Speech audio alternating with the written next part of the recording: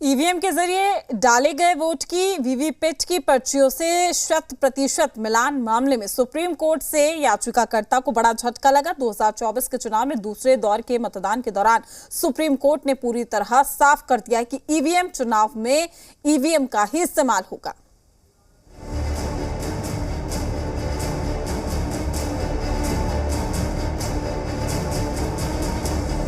देश की सर्वोच्च अदालत ने, सुप्रीम कोर्ट ने ऐसा करारा तमाचा मारा है, ऐसा करारा तमाचा मारा है, ये अब मुंह ऊंची करके देख नहीं पाएंगे।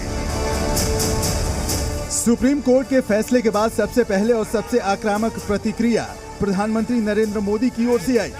जाहिर है चुनाव के अगले 5 चरणों में भी अब अगर ईवीएम को लेकर कोई सवाल पैदा करेगा तो सबसे पहले उसे सुप्रीम कोर्ट के फैसले को बहुत ध्यान से समझना होगा, ताकि चुनावी हार जीत में ईवीएम पर कोई यूं ही ठीकरा ना फोड़ने लगे। वैसे आज मतदाताओं ने भी ईवीएम पर सवाल करने वालों से सवाल करते हुए सुप्रीम कोर्ट के फैसले का स्वागत किया और उन लोगों को आईने में देखने के लिए कहा जो बेवजह ईवीएम पर प्रश्न चिन्ह लगाते हैं।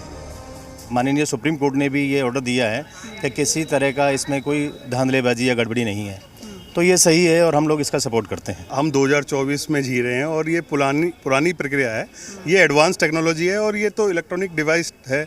और आज हमारे 2024 में किसके पास इतना समय है कि वो ईवीएम पर्ची के थ्रू जो है वो वोटिंग लिस्ट को काउंटिंग करे। विपक्ष है ना जो हार का ठीकरा पहले से ही ईवीएम पर ठोकता है, वो आज सुप्रीम कोर्ट ने साफ कर दिया। आपको बता दें कि सुप्रीम कोर्ट ने बैलेट पेपर से चुनाव कराने और इलेक्ट्रॉनिक वोटिंग मशीन ईवीएम और वीवीपैट स्लिप की 100% क्रॉस चेकिंग कराने से जुड़ी सभी याचिकाएं खारिज कर दी हैं। सर्वोच्च न्यायालय ने साथ ही ईवीएम के इस्तेमाल के 42 साल के इतिहास में पहली बार जांच का रास्ता खोल दिया है। अब आपको बताते हैं कि कोर्ट ने क्या कहा है। कोर्ट ने फैसले में कहा है कि ईवीएम पर संदेह जताने वाले मुद्दे पर हमेशा के लिए विराम लग जाना चाहिए।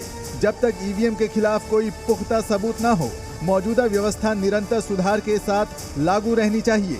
मतदान के लिए ईवीएम के बजाय बैलेट पेपर या फिर कोई दूसरा पीछे ले जाने वाली व्यवस्था को अपनाना जो देशवासियों के हितों की सुरक्षा न कर सके, उससे बचना चाहिए। यहाँ आपको ये भी जानना जरूरी है कि कोर्ट के फैसले से क्या क्या असर होगा।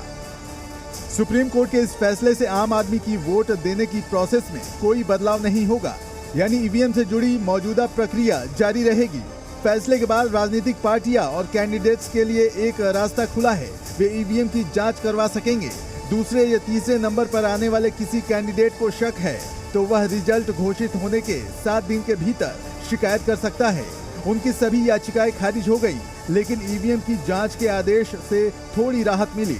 कोर्ट ने ये बोला है कि जो भी बर्न्ड मेमोरी है उसमें 5 हर असेंबली कंस्टिट्यूएंसी में 5 ईवीएम यूनिट की बर्न्ड मेमोरी को एग्जामिन करने का नंबर 2 या नंबर 3 कैंडिडेट दरखास्त दे सकता है और उसको फिर एक टेक्निकल टीम एग्जामिन करेगी। ईवीएम पर सुप्रीम कोर्ट ने भरोसा जताया है तो चुनाव आयोग को भी 2 महत्वपूर्ण निर्देश जारी किए हैं। निर्देश number 1, symbol loading unit seal बंद हो। चुनाव परिणाम की घोषणा के बाद 45 दिन तक इसे स्ट्रांग रूम में सील बंद रखा जाए। निर्देश नंबर 2, उम्मीदवार को ईवीएम की जांच का अधिकार हो। चुनाव परिणाम के बाद दूसरे या तीसरे नंबर पर आने वाले उम्मीदवार अगर इससे संतुष्ट नहीं हैं, तो वो 7 दिन के भीतर वो जांच की मांग कर सकते हैं।